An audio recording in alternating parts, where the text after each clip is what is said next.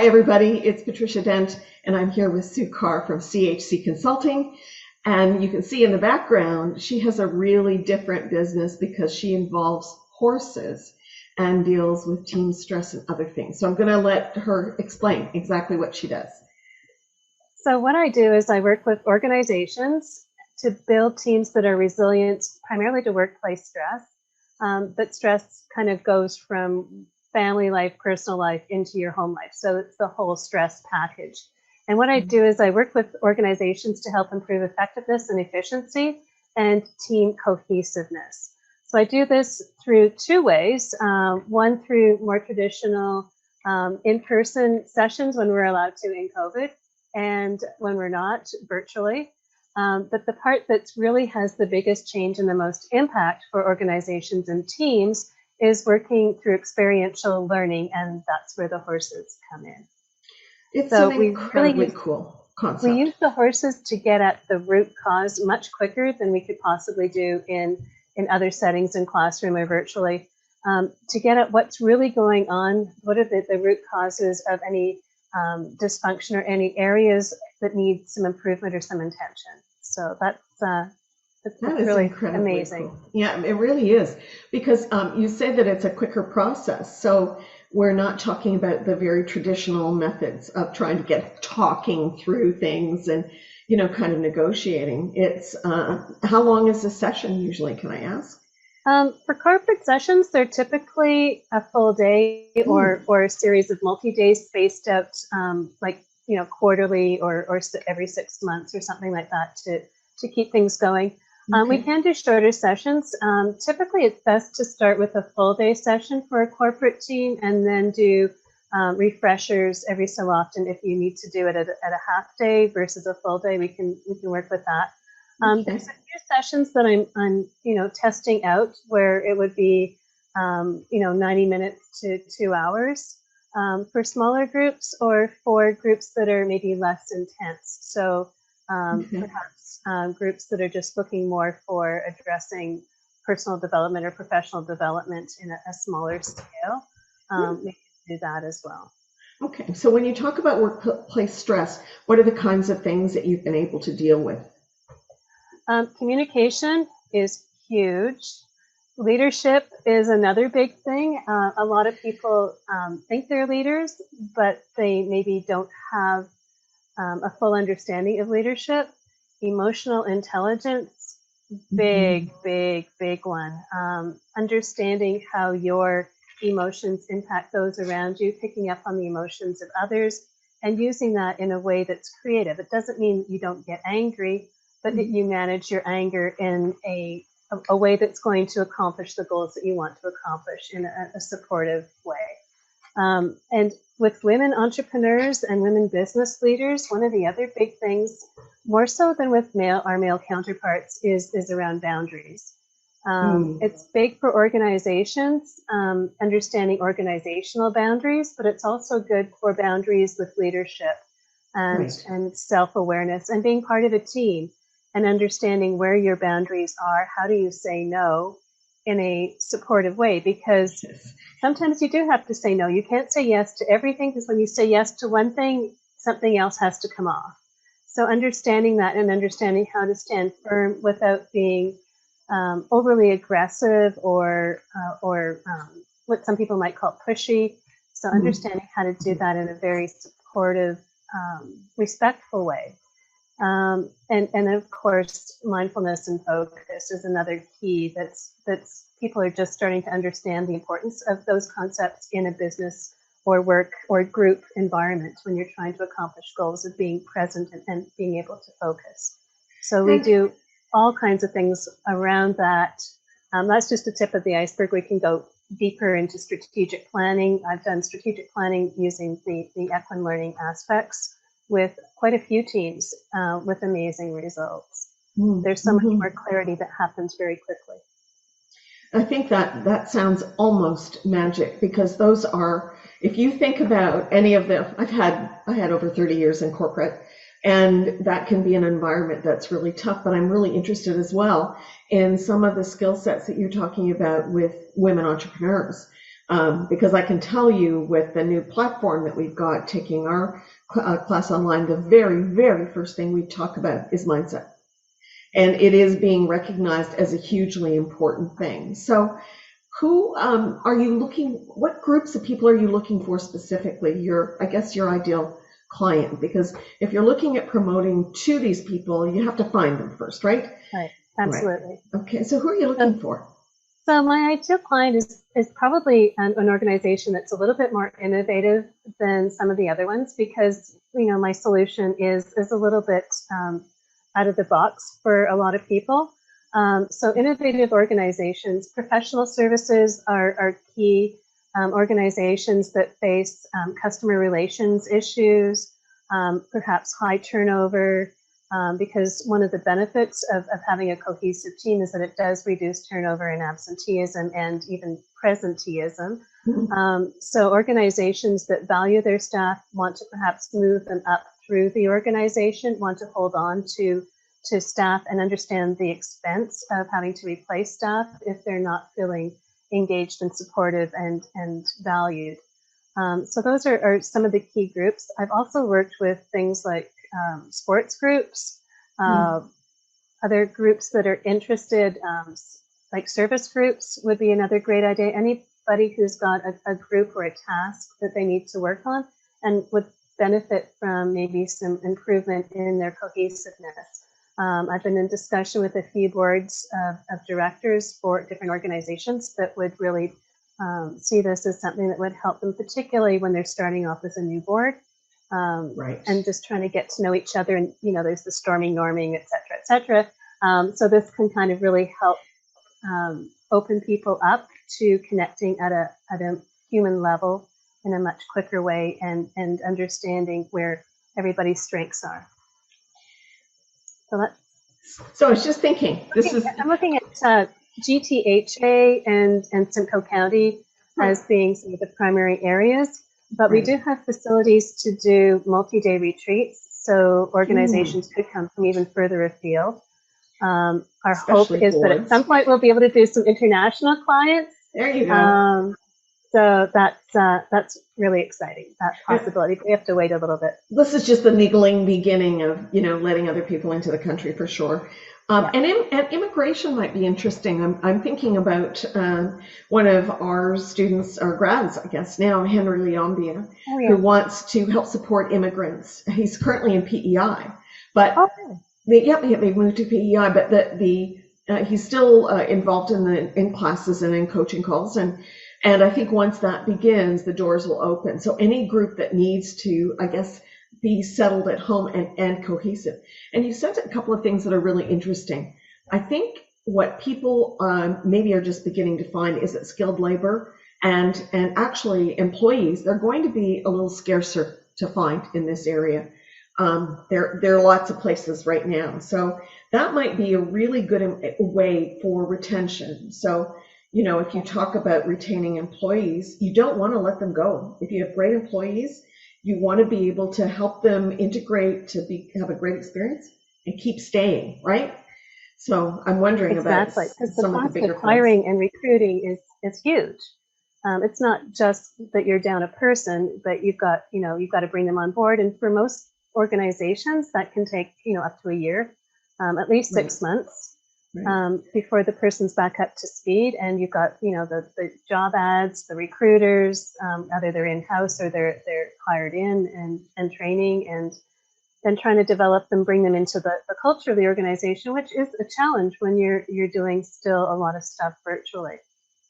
That raises another question in my mind. I mean, I think new employees, new boards for sure. Maybe we should talk to the chamber, because there's a new board about to be installed. But not just retention, not just the cohesiveness of a team.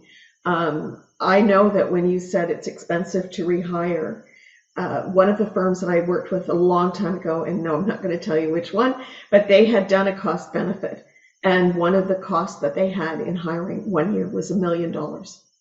And when that comes right off, as an expense, that's pretty brutal. And it also makes it very disruptive for people to keep going, get into touch. I know we have some firms around here, some of the big high-tech firms, where not only are they interested in keeping people, making sure they're cohesive, but making sure they're happy.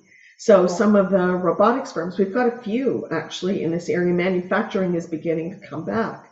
So when you're seeking your clients, what methods are you using? Like what's your favorite way to promote?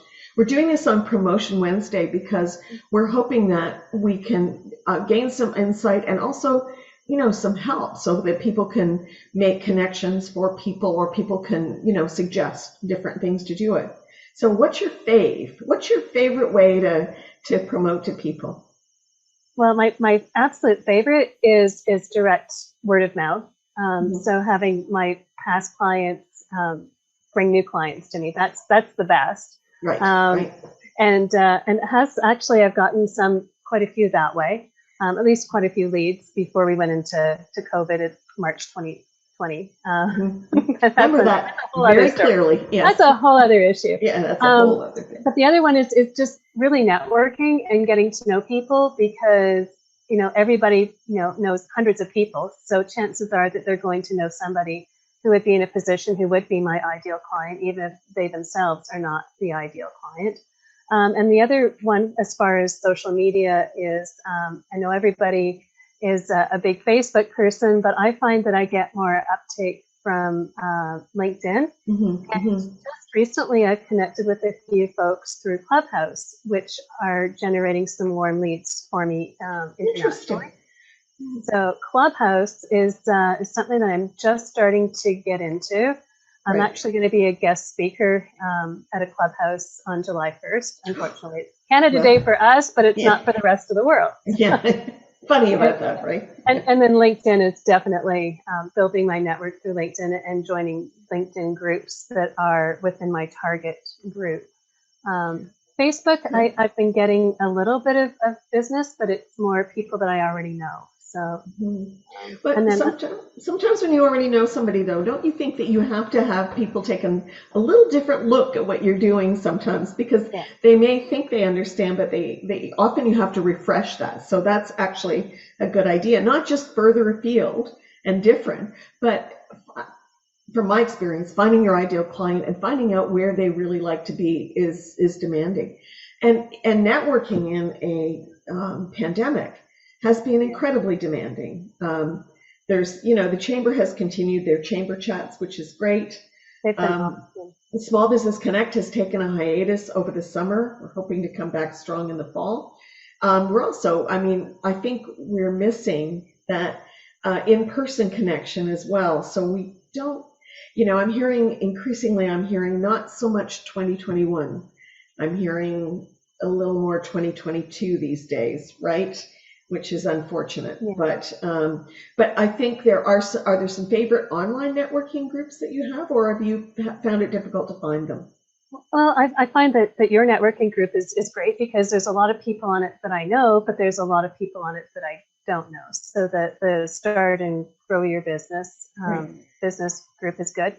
I also belong to a Canadian Women in Business network.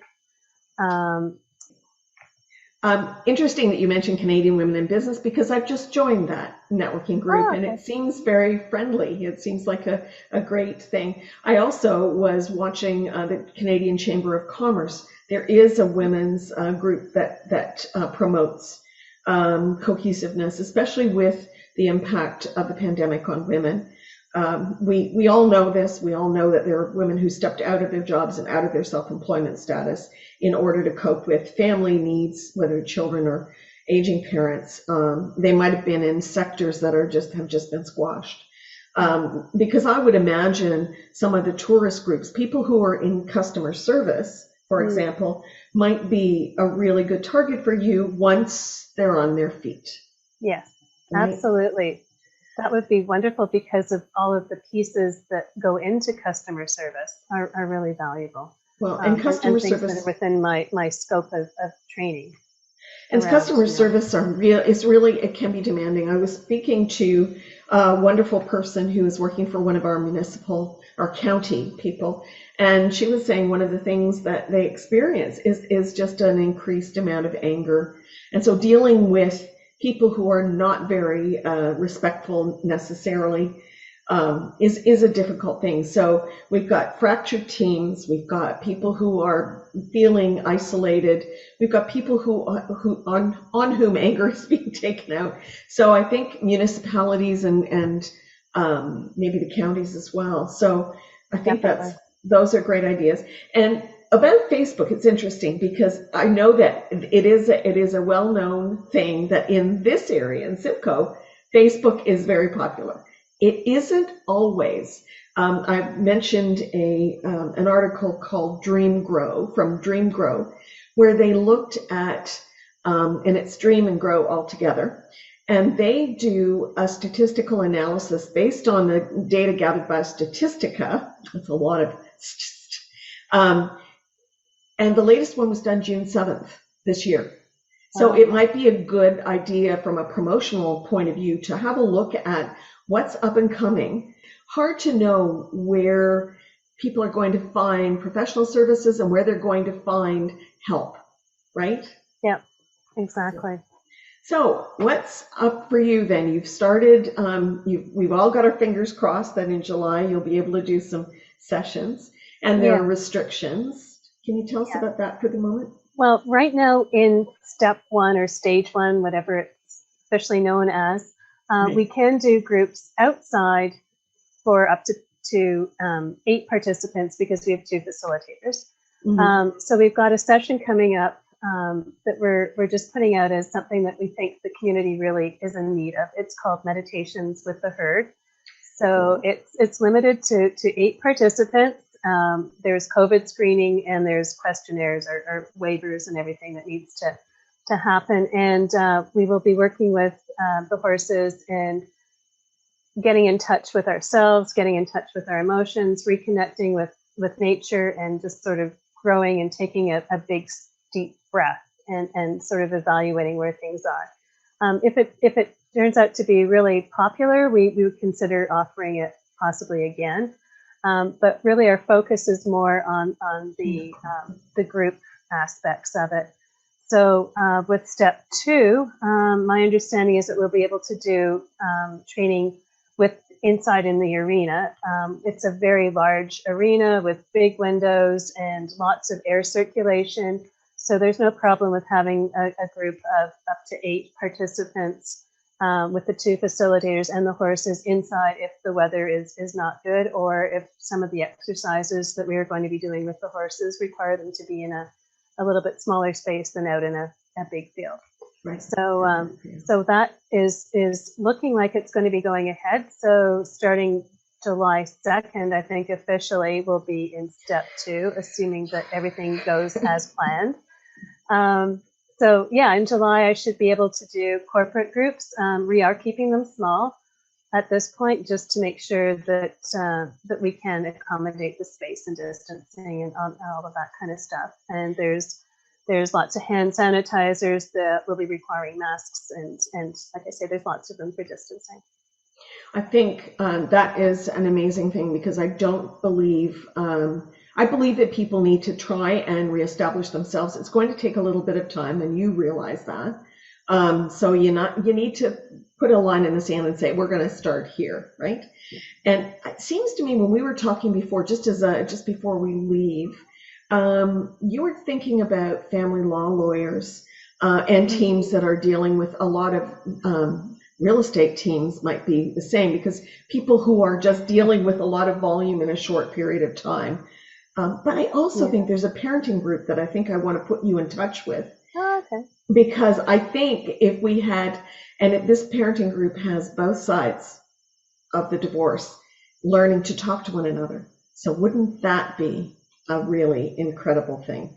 So just, as soon as you talk through it, you start to get ideas. So I really appreciate this, Sue. If anybody has any suggestions, please put them in comments, because I think we should learn from one another and figure out how we can really help support one another and get our businesses up and running again, especially those that have, I mean, as I've said to you on numerous occasions, you cannot take a horse inside to do an in-person team meeting. You can't do that. So I have seen videos. There's a YouTube video of a horse that is in, I think it's in Belgium or maybe France, and they actually bring the horse into the hospital to do. really? Yeah, it's an amazing one. If you want to check it, Google the video of the horse in the visiting horse in the hospital. It's a heartwarming, emotional story, and it's Wow. not quite what I do with horses, No. but it builds on similar themes. But that's the only horse that I've seen inside. I have seen them take miniature horses in to work with folks with dementia. Again, something not quite in the vein that I'm doing, but still building on a lot of the same benefits that horses provide to us as human beings.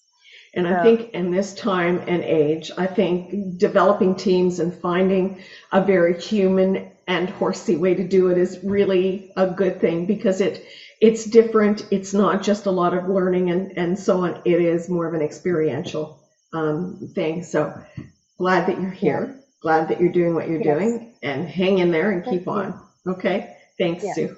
And horses make us more human. Oh, interesting. That's a great tagline. Is that your new tagline? There you go. It's not really my tagline, but it's something that I throw out there every so often, because it is so true. Horses get us in touch with the essence of being more humane to each other as well as to the animals, and understanding our body language and our energy in a very concrete way.